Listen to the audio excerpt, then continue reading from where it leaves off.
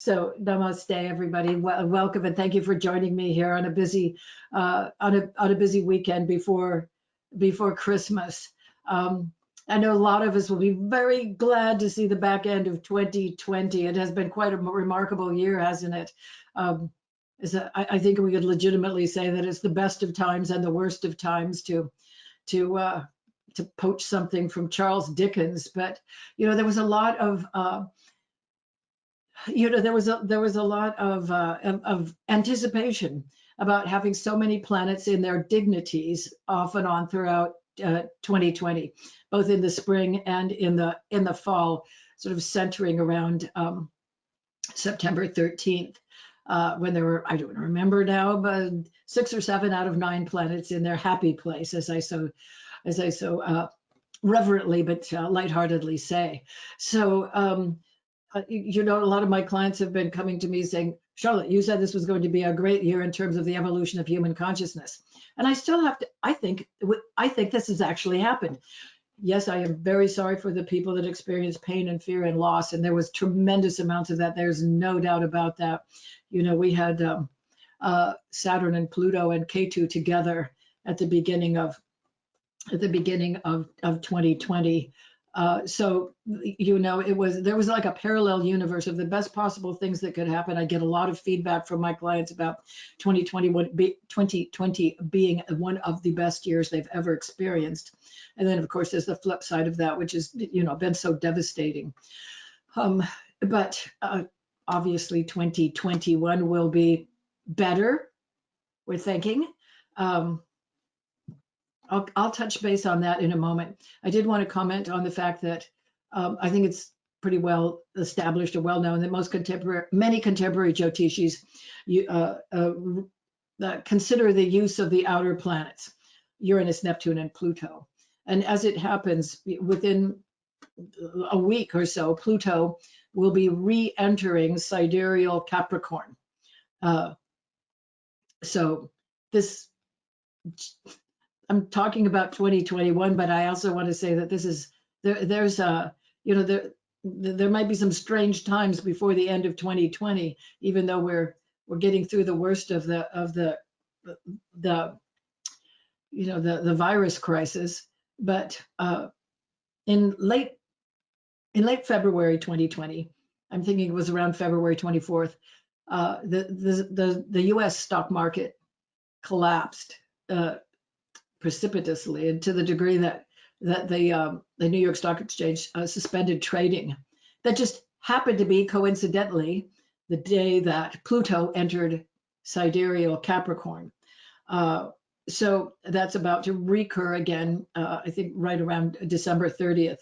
So those of you or those of us that have financial investments or majorly invested in the financial markets in any way, I don't know what, I'm not recommending or predicting anything. I'm just saying it is certainly something to observe.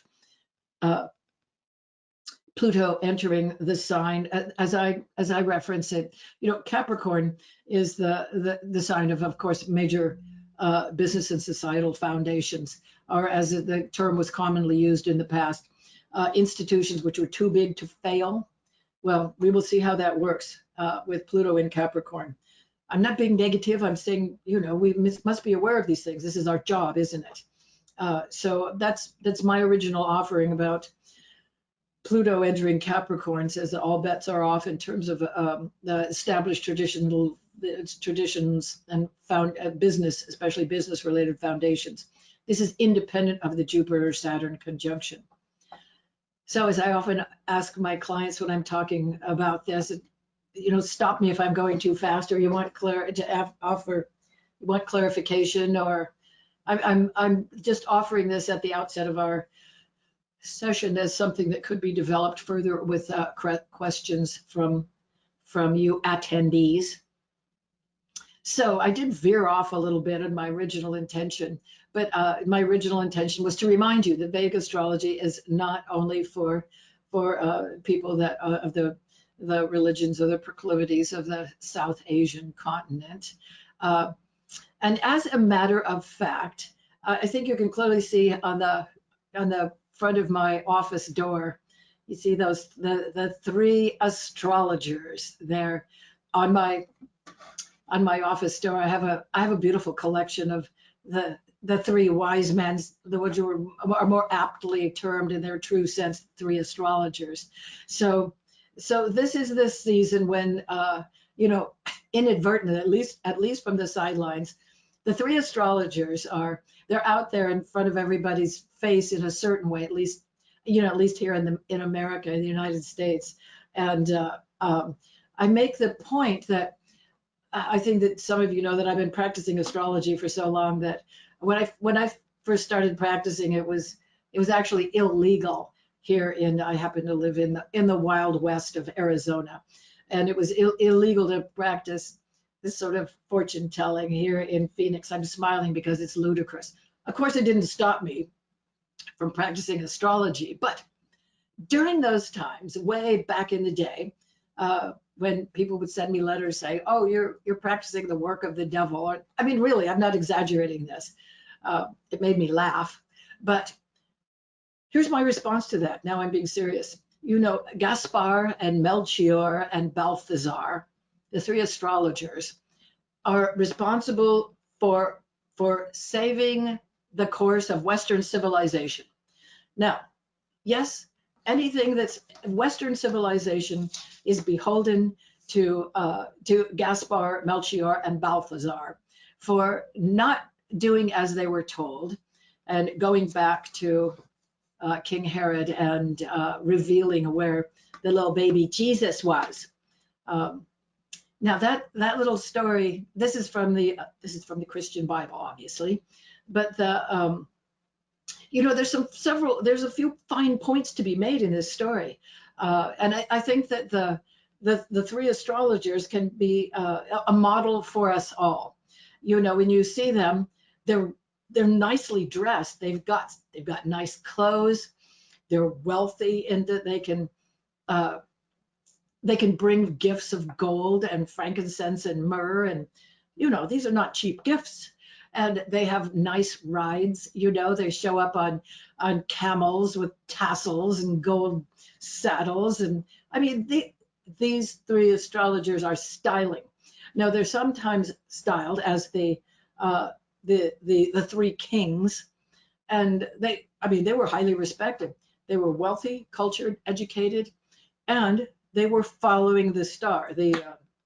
You know, they were intelligent enough to understand the predictions which had been made earlier about the appearance in a certain constellation of a certain, you know, certain planetary cluster, perhaps. So, and there's another detail about these three astrologers in that one was from an astrologer of color. We know that. One was in his prime, and one was an elderly person. And they came from different, these three astrologers came from different nations. But they got together with a common cause, went and showed up, did their job. And it says that in a dream they were told to not go back to King Herod and to just go home. So I think that this says that they had really refined intuition and a sense of independence. They didn't have to go back and do what anybody told them to do. So I think there's some details there. I'm intending to amuse you here, but again, we can make the case that astrology saved the course of Western civilization. So that's my little commentary on the three astrologers. But again, something for us to strive for, the development of our own culture and our own wealth and well-being, and our own independence and development of our intuition, as I said. So, well, so that's my story of the three wise men. You know, they show up on the Feast of the Epiphany. Is that what it is? Advent, Epiphany, something that starts with a consonant on the 6th of January, in any case. I'm thinking that should be a holiday for all practicing astrologers, the 6th of January, National Astrologers Day. So to continue my soliloquy here, you know, it also occurs to me that This beautiful Saturn-Jupiter conjunction that we're seeing in the sky, I hope that all of you have gone outside, no matter what your atmospheric conditions are, to go and look after sunset. You can easily see Jupiter, again, depending on atmospheric conditions, if there's not a cloud layer there. But it's worth seeing in real time. You know that the ancient traditions say somewhere that when the light from a planet, the reflected light from a planet, strikes your retina, you develop a relationship with the presiding deity in that planet. So as astrologers, we know that those are not just consciousless rocks floating through space. There is a presiding deity in each one of those planets. We're just going to call it a presiding deity or some sort of natural intelligence. And I think it's very worthwhile for us to develop a relationship with those planets. So tonight or in the next few nights, of course, everybody knows that the exact conjunction takes place on December 21st, which happens to be 2 days from now. But really, we as astrologers, I'm hoping that we've been watching this combination develop throughout the course of the last few months or weeks at least, because it is significant. It is significant. Any Jupiter-Saturn conjunction is a reset in a couple of different ways. Of course, there's a reset in a business model, just in terms of just really straightforward macroeconomics.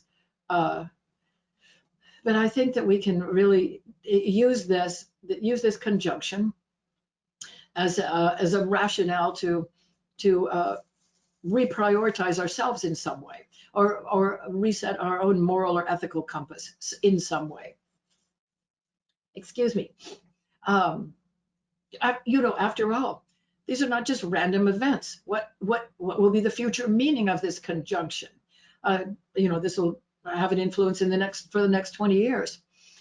And so you may legitimately say, well, what can we do as practicing astrologers to predict while both Jupiter and Saturn are in the same place? Well, yes, that's a good question. I'm offering that to sort of prime the pump here. So what I'm telling my clients is that there will be a mixed effect. This combination does not cancel itself out. Jupiter does not cancel out the effects of Saturn. But I think that putting real due diligent attention on whatever house this conjunction falls in, this is the best approach to this, because there will be opportunities for expansion and evolution and fortune and gain. Those are my concepts associated with Jupiter. That's probably everybody's concepts associated with Jupiter: evolution and fortune and gain, whatever fortune looks like. But then there is also the incumbent situation of increased responsibility and integrity in that area as well. Jupiter says, oh, what the heck? Let's just take a chance and see what happens. And Saturn, as you know, I anthropomorphize Saturn as being a bit like Dr. Phil. My clients get a kick out of this concept. You know how Dr. Phil, he's an American psychologist. It's a long-running TV show. He's noted for saying, "How's that working for you?" in his Texas twang. And that, although I don't think that Saturn has a Texas accent, still the question is that's a viable question. Actually, how is your behavior working for you in this area? I think that is something that could warrant some reflection. At the same time, that we are intentionally improving our understanding of that area, or understanding more about ourselves through the effect in any given house. So again, they don't cancel each other. This is just a very mixed message. And then, of course, you can always go back in terms of your work with your client and figure out what houses Jupiter will own 2 different houses, and Saturn will own 2 houses. And so these 4 different factors are going to coalesce in any given area of the sky. I think you're following me on this. We know enough about, if you're practicing astrologers, which it is to be hoped, the world needs more qualified practicing astrologers. Please do your good work. But if you follow the steps, it's really not that difficult. You'll have my suggestion is to people of following to have a vocabulary of 5 or 6 or 7 words for the meaning of any given house. So that might be too simplistic, but I work with clients every day of the week, and this seems to work with them. The idea again is less is more. I think making it understandable to so the clients can get the basic message of whatever you're saying is obviously essential. As scholars of Jyotish, we know a lot. We know a lot of amazing and wonderful, fabulous, mind-blowing things, but to clients they can seem a little bit too much to take in, perhaps, or too obscure. So, it's our job to be translators too. I realize you already know all of that, but I'm here to emphasize that point. So now another question that I've gotten recently from another well-known professional Jyotishi colleague of mine is how have we adjusted our predictions and our expectations with clients during these very strange times of COVID? And what I do personally, I'm just offering this, is to tell my clients who are normally prepared for me to talk about the next 12 months of projections. I'm getting them reluctantly to agree to only looking 6 months down the road. I think that's a legitimate approach to proper planning, just simply because these are, it's not the new normal, it's the new abnormal, isn't it? But again, we adjust. But I also, just as a concept, I always leave my clients with hope. I let my clients know that there's plenty of highlights in 2021 as well. Mars will be in Aries, yay. Of course, Venus will be in its own 2 signs for 3 weeks at a time independently, and that's always a little bright spot. Mercury will be in its own happy place in Gemini and exalted in Virgo, and there's always something good to look at, while also being realistic and cautioning people. To not get wacky out there either. And my main form of cautioning people, you probably know that, I've said it before, and I may say it another half a dozen times, is reminding people to do their spiritual practice. It's not that hard. At this point, we have no other recourse except to align ourselves with the divine. And it doesn't have to be onerous or difficult. But in these strange times, I would be remiss if I weren't reminding you to do your own spiritual practice. Of course, it's incumbent upon astrologers to do their spiritual practice so that they can be accurate about translating the message of the stars and the planets. But I'm reminding you in these strange times, or encouraging you to do that. On the other hand, as I used to say to my stepchildren, on the other hand, do whatever you like. And I wish you well. So I'll stop here. You see, I can go on, but what would be interesting to look at? Anything will do. I have a question. I want to remind everyone that you can put in your questions into the question box, and we'll give them to Charlotte. But as we're looking ahead at 2021, we're going to have another cycle of Kalasarpa yogas in the first 3 months of the year. So I was interested to get your take on how you apply the Kalasarpa yoga in reading personal charts, or what have you noticed about Kalasarpa yoga? All right, you're asking me a question, and I can only tell you what my experience is, that it typically does not register in a client's life unless that person is well known. Unless that person is well known. That's the short version. I'm thinking of a client of mine in the rock and roll world, and to the degree that it affects anybody at all, It's more the big targets or the people with natural celebrity of some sort. It's actually, I say this in the most loving way, it's not all that uncommon an aspect, is it?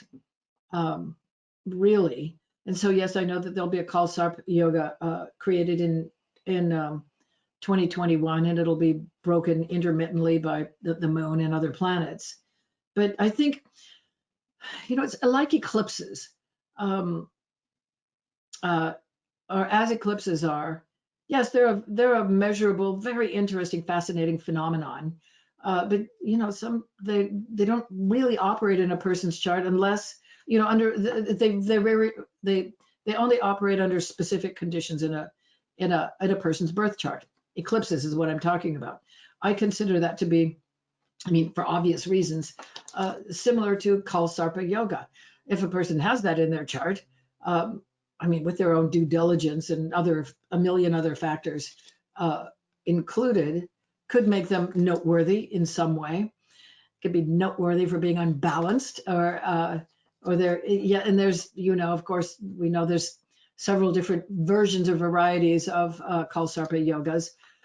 The Amrita Kalsarpa yoga is supposed to be better than the other one, but again, since what I'm intending to offer here is what does a professional practicing Jyotishi do 3 or 4 times a day with a client, 3 or 4 times a day in the chair, or really rather on the screen, is I don't put too much emphasis there. I suppose that if that Kalsarpa yoga formed in the 4th and 10th houses, or the 1st and 7th houses, that there'd be more just simply more of an emphasis, or more activity, or more focus, or more ideas, or more thinking, or more events associated with those houses. I'm not sure whether that made it better or made it worse, Ram Dasville. Actually, I think it does. That's very useful advice because, Kalsarpa is, gets such bad press. But it's interesting to talk to someone, that's like, we've got enough to look at, but it's really also a good thing to know what to look at and what not to look at so much. Yeah. Well, yes, you have enough to explain, don't you? I mean, in view of these sessions that I'm offering through ACFA, I was observing myself with my clients, and I noticed that I can, out of a 90-minute session, I can spend a half an hour talking about the first house Lord, planets in the first house, aspects to the first house, where the first house Lord is in any given house, then going on to the moon, and any other, I mean, just the essentials can take quite a bit of conversation in order to convey the ideas. But back to your point about the Kalsarp yogas forming in 2021, I think that this will have, I think that most of the reference there will be to political situations. It's a mundane situation to have a Kalsarpa yoga. And so it can lead to excessive behavior or instability in any given administration, political faction. I'm not thinking of anything in particular, just as a principle of what the Kalsarpa yoga means. I mean, I think this could be characterized as a type of imbalance. And since the nodes happen to be obsessive and compulsive in certain ways too, that just emphasizes the irrational or illogical imbalance. But at the same time, that's having the planets all strung together also creates their own certain yogas that are useful. Isn't there a mala yoga, or am I making that up? Where the beads, the planets are strung together like beads on a mala. You'll have to let me know about that, Bill. But again, to revert back to that, I wouldn't normally offer that to a client because that can actually bring up more questions than it answers. I mean, what are you going to tell somebody that has a Kalsarpa yoga running through their chart off and on, unless it's in one of the Kendras? I think that's my approach to it anyway. But thank you for the question. Sure. I want to encourage people, this is a great opportunity. Whatever you've always wanted to know, now is the time to ask Charlotte. She's so honest and forthcoming and will tell you what's going on, which we appreciate. The other thing is, we kind of talked about this a little bit before we started, like the comet situation. We had a comet earlier this year, and of course, the wise men were following a star, which may have been a comet because it was visible day and night and had a tail. So I don't know. What do you think about comets and their impact on us?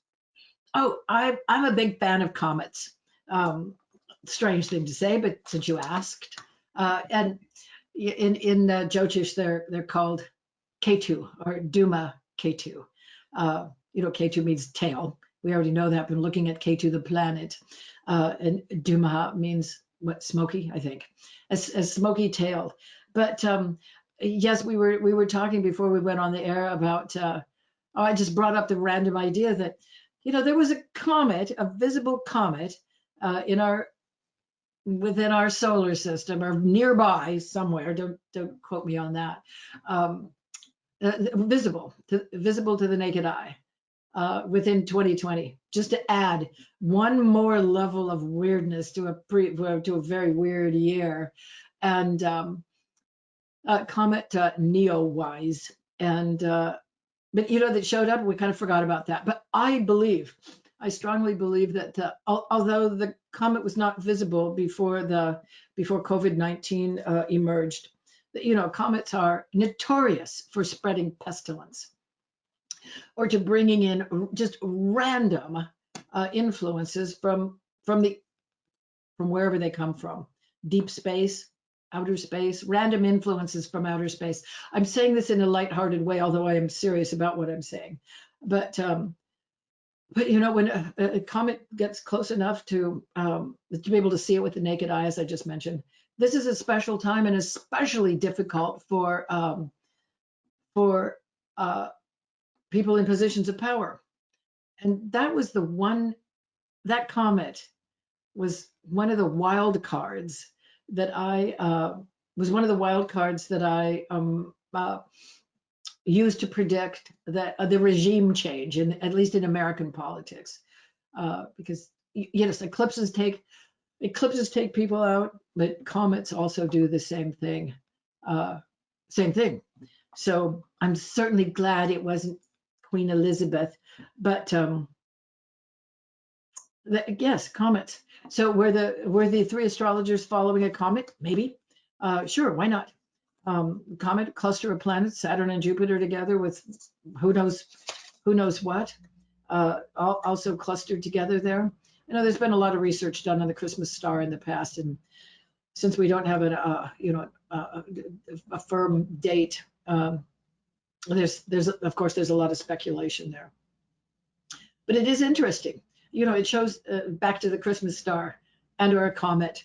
It shows the value to society of the knowledge that the astrologers had, and all of us here on the line can be part of that too, bringing new knowledge to society.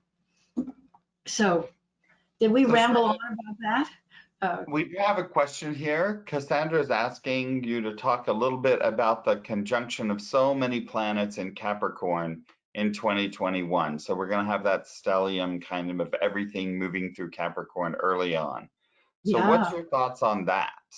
Well, so I think that most of them are clustered in Uttarashadha, aren't they? I'm pretty sure that they are. So, yes. So one of the attributes of that particular little area in Capricorn is associated with the trend away from material wealth to spiritual wealth or spiritual understanding. I think that's the shortest possible version of the effect of that nakshatra. Again, I almost veered off before I started. I have something to say about this. Okay, so we can see in either Dennis Harness's great book on the nakshatras, or Camilla Sutton's excellent book on the nakshatras, or Bipin Bahari's work on the nakshatras, we can easily see that again one of the embedded issues or themes of Uttara Ashada is moving away from material wealth to spiritual wealth, even if, especially among the people that are wealthy people moving away from their material wealth into their spiritual wealth. So, all right. So I think we could use, for instance, let's see, the former Mackenzie Bezos. I forgot what her last name is now. The woman that just gave away hundreds of millions of dollars in charity. So, that would be a popular or a current accessible version of this. I think that that's just as likely an outcome of anything else. But here's another idea. According to the the now readily accessible findings of quantum mechanics, that I think that these days, that again, we, especially as astrologers, can choose to view any given planetary combination in the most benevolent or creative light. Yes, that's the short version of what I mean to say, is that yes, all right, we do need to go back to the classics to say, oh golly, what's going to happen with all these planets clustered in Uttara Ashada? So that's what I'm saying, is moving away from material wealth to spiritual wealth. But also we can encourage this through our own thoughts and attention and assumptions and attitudes, right? We can actually do this. Now I know some of you are saying, oh God, Charlotte, you have 4 planets in Pisces. Welcome to the real world. Listen, this is how the world really works, is through projections of our own consciousness, right? Yes, the planets have their effects, but let's put the best possible spin on it. So, for instance, all these planets clustering in Capricorn. What is there a new business model in play? Maybe. Will the disenfranchised, represented by Saturn, will they prosper more? It is to be hoped. God bless everybody. I'm not talking about reallocation of wealth, but there is a flavor of that, isn't there? And I think that since Saturn is operating from a place of dignity, that Saturn represents the disenfranchised or the underserved or the marginalized, right? I mean, it's the nature of Saturn. And Jupiter showing up there says that there might be more educational opportunities for people, or people will value knowledge or wisdom or education more. I think that that's a theme, that Jupiter represents higher education and wisdom and understanding. It's very close to the very practical and pragmatic. Thank you. My phone just offered that it's the Mercury hour now that we're talking about education. But the idea here is that there's I think that people will sacrifice more now or in the coming year or so in order to acquire wisdom, whether it's wisdom from a dedicated course of study or whether it's the wisdom that's acquired through a direct experience. But I think that again, the value of educating ourselves more broadly will be apparent here. Now, if we throw in the little planets, with all due respect, Mercury, Bud, and Venus, Shukra in that mix, that just emphasizes that a little bit. But the question is most likely answered through observing the development in the house where that cluster occurs, both from your ascendant and from your moon, right?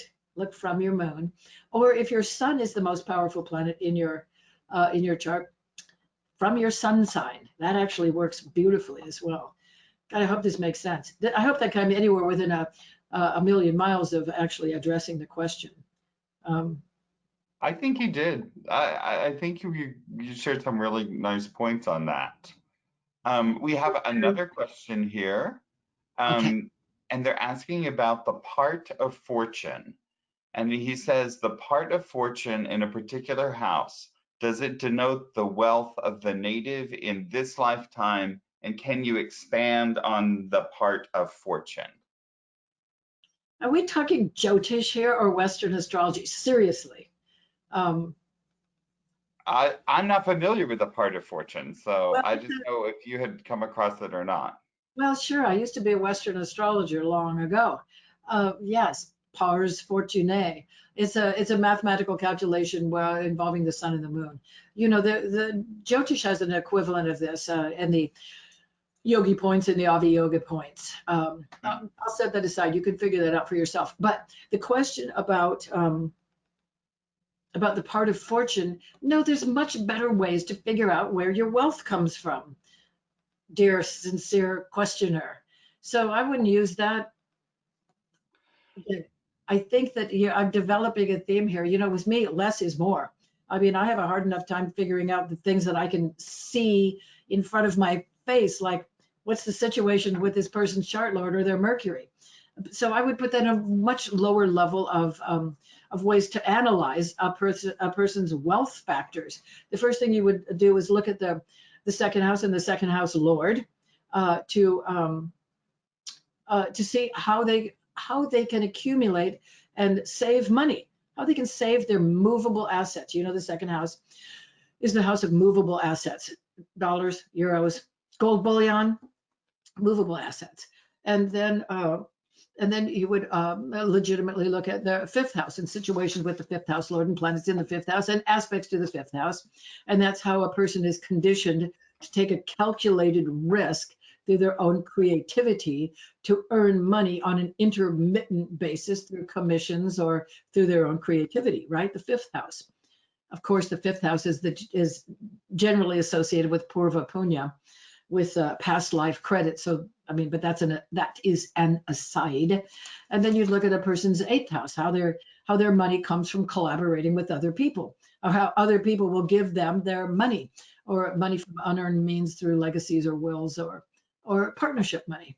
Then you'd look at the ninth house, just as a general fortune, and that is very closely associated with education and sound decisions, right? The ninth house, the house of wisdom, evolution, fortune, and gain. And then you'd look at the 11th house, money earned both from income earned from a profession and income earned from side ventures. So you've got, let's see, second, fifth, eighth, ninth, and 11th lords, 5 different lords to look at to determine wealth. And then, of course, you would generically look at Venus, the planet of money, Jupiter, the planet of wealth, and Pluto, the planet of real wealth. If you don't mind me saying so, that's my personal approach to finances associated with Pluto. So I hope that's helpful to you, dear. The part of fortune might be one more, oh, I don't know, a 2% factor. But if you just look at those 5 planets that rule those 5 houses, and then of course the hora, the hora in terms of the D2 and transits and dashas.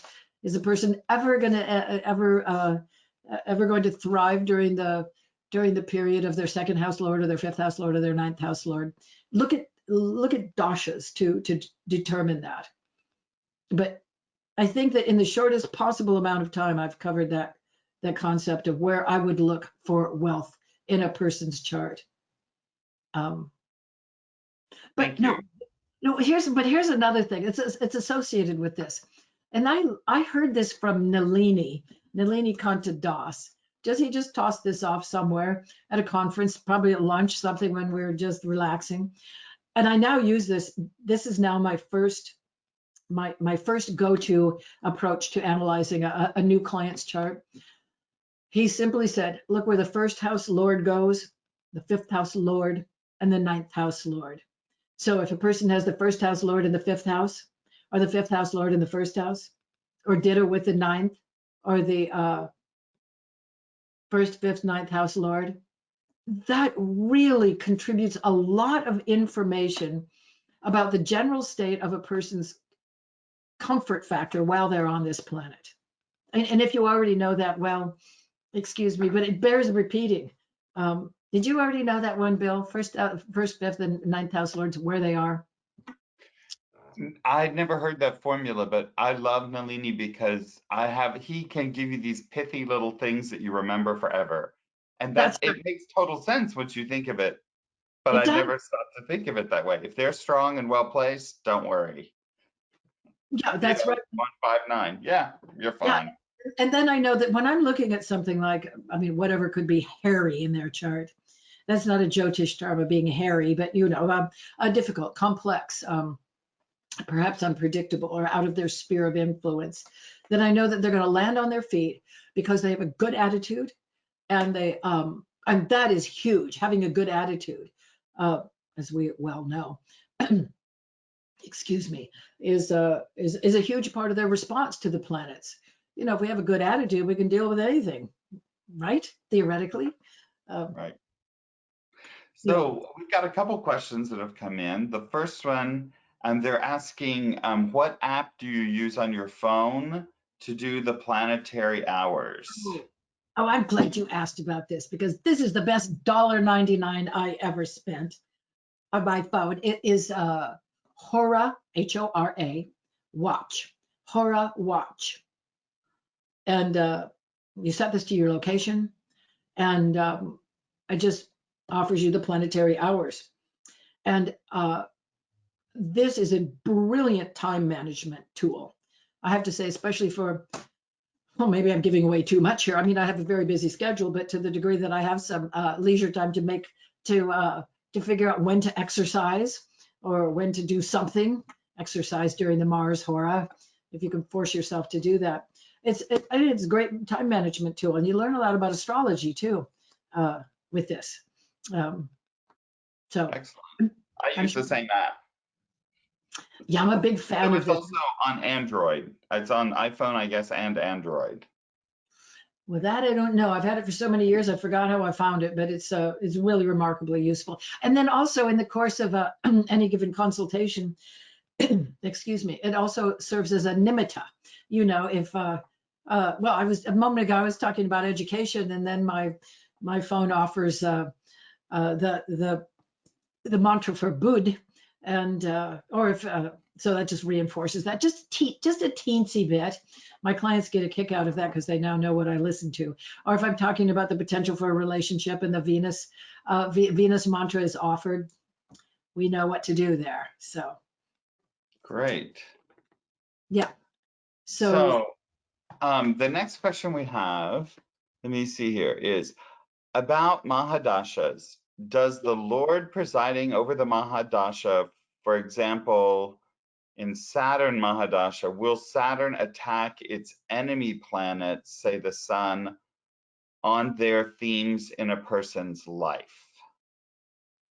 Wow, So, that yeah. is a great and imaginative question. During the Saturn Mahadasha, will Saturn attack its enemy, the sun? Do you mean by just in principle throughout the course of that long Mahadasha, or in a transit of Saturn to a planet? I'm not sure what I have to say. I'm not sure. I don't quite understand the question. I'm inclined, without even actually fully understanding your intent here, I would have to say I don't think so. I don't think so. Now, again, maybe this is just me with my 4 planets in Pisces, but I think that all planets are intent on our evolution. So attacking another planet, I don't think so. That sounds like willful malfeasance to me. By attack, do you mean would it depress the energy of your sun? Perhaps, but not necessarily. If you're a Venus ruled rising sign, you're in the Mahadasha of Saturn, that's good for you, isn't it? We know that.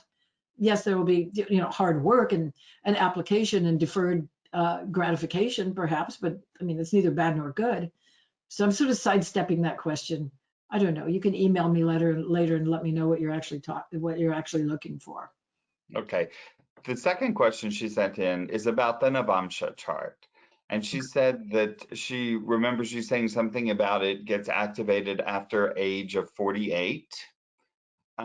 But she also is considering how does that impact marriage in the chart, because she uses it mainly for marriage. And then what would happen if a person never marries? What would we see in the Navamsha chart? Well, okay, that's a lot of pieces to that question, and I appreciate it because the Navamsha is still a little obscure in a certain way. But okay, I have to backtrack. We're working for this the first point. If I said age 48, I may have misspoken. I think that it's actually more accurate to say that it really kicks into full force and effect after age 41 or 42 at midlife. At midlife. So I'm just gonna I'll just offer my own correction. Edit myself again, as you say, Ram Dass Bell. Charlotte, edit yourself to refine that number. Between age 47 and 48, of course, everybody knows that that's the year of that Ketu achieves maturity. So Ketu is the last planet in our repertoire to achieve maturity. So, after age 47 or 48, this means theoretically it is to be hoped that you know how to manage all of your planets. But the Navamsha, all right. The Navamsha, my understanding of the Navamsha is how your life is influenced when you are in a committed, socially sanctioned, bonded relationship. In the old days, we used to call that marriage. I don't know what you kids call it these days, but socially sanctioned, bonded, committed relationship of any duration. So I think that's the impact of the Navamsha, but it's also read as a subsidiary chart just to see what else you can see in there as perhaps a free upgrade on your birth planets. If you've got exalted Jupiter in your Navamsha, that just elevates everything at least a little bit. At least a little bit. Let me turn that annoying sound off. In the course of your life, and planets in your Navamsha also contribute something. But if you were not married, the Navamsha would contribute its benefit in your life possibly in a more general way, saying how your life evolves through your interaction with other people, whether that's the general public or how popular you are in how you fit in to how you fit in terms of other people's reaction to you. The Navamsha represents the sacred thou, the sacred anybody who is not you. But of course, it's your own Navamsha. It's definitely a part of yourself. But if you're not married, no worries. You can still use the planets in your Navamsha. I hope this is not too lighthearted. I may have veered off from the actual question. But it's just, it just gives additional information. And again, I mean, all the divisional charts do that to some greater or lesser degree. So, and you can look at transits over your Navamsha too. Yes, look at transits over your Navamsha and see how you react to that.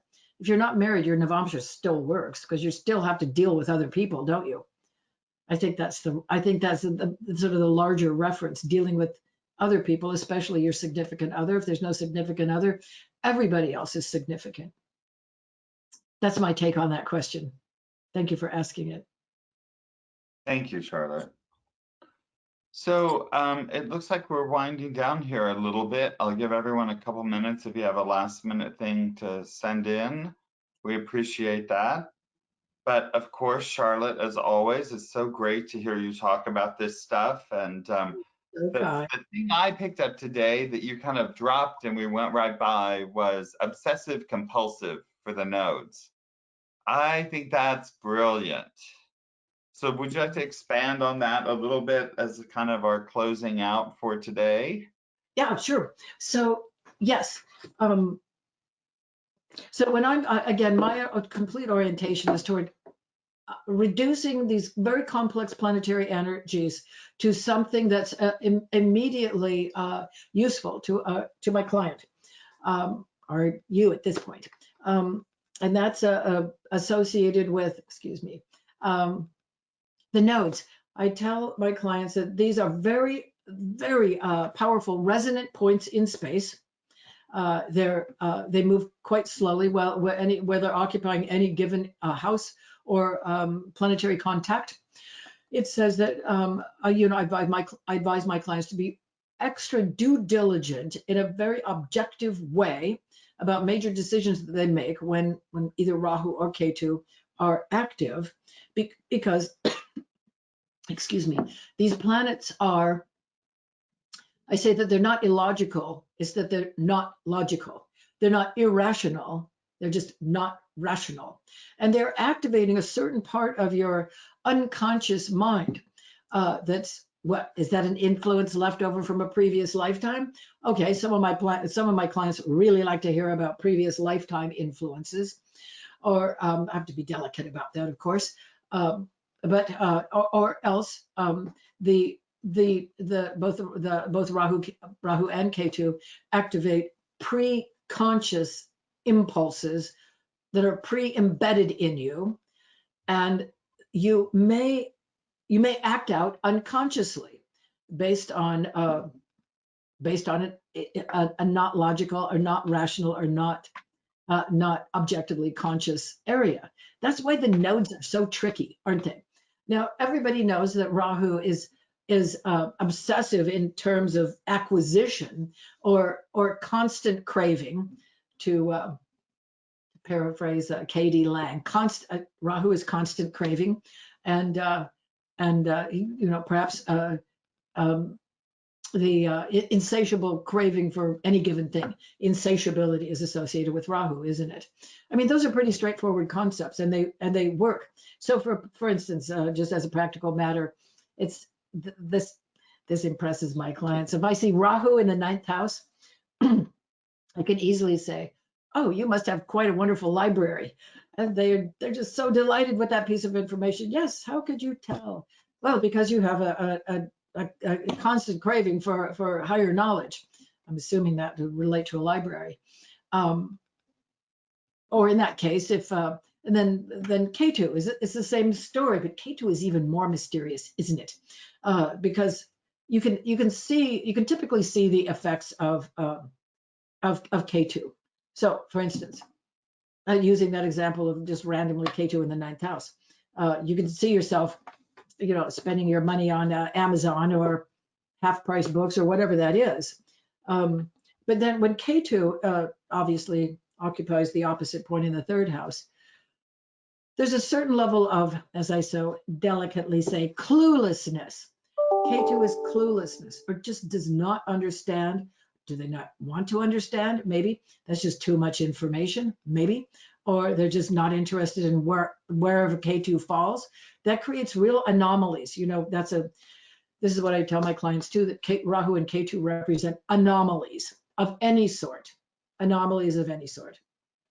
That puts it in a neutral sense. It means it's neither bad nor good. It's just different. Atypical anomaly. But because of the concept of Ketu's detachment, was it ever attached in the first place? Is the question. I think that, I know I have to watch myself. I'm the president of a college and I should be a better scholar. But again, my intention is to serve you by offering concepts that are usable in real life. And so if I say that Ketu indicates cluelessness about anything, you can see that probably applies in a certain way. Even people, okay, so again, somebody that has Ketu in the 1st house, they don't understand themselves at all, right? They're clueless about themselves because Ketu has no eyes, and it's also unknowable. I mean, that's a term from the Shastras, unknowable. But and now I've veered off again. There's No, so much. I think that was some really great information, especially since, you know, nodes are now exalted for the next year. It's great stuff for us to start thinking about. We have a great lesson unfolding Okay. in them. Yeah. Yeah. One last question did come in, and Okay. they asked you to talk a little bit about Venus retrograde. And he says, with Venus retrograde, is wealth restricted in the native's chart? So No. Venus retrograde in a natal chart, what would you say? Well, it just, I mean, basically, the theme there is that the person that has the retrograde Venus, their inner value system does not align with the culture in which they were raised. Typically, that this can create complications in a person's early life.